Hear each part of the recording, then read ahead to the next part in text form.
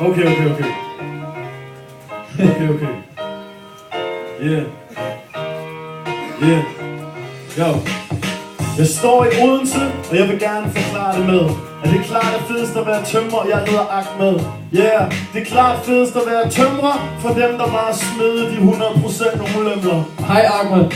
Mit navn det er Kasper, og du siger du er tømrer. Jeg siger du er en spasser.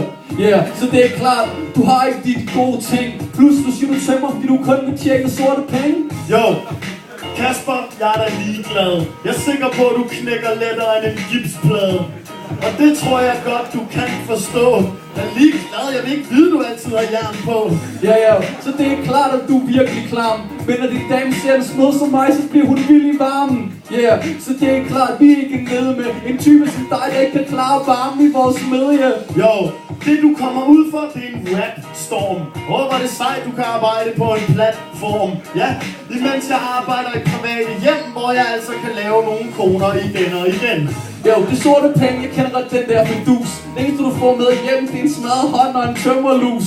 Yeah, så det er klart, det hader dine venner. Plus jeg hader tømmer som dig, der får helt smadrede hænder. Jo, du skal ikke stå og virke så glad og sige til mig, det er folk i mit fag, der kommer til skade. Ja, for du er jo egentlig skør nu. Hvis jeg kommer til skade, får jeg en tømmerlus. Hvis du kommer til skade, så dør du.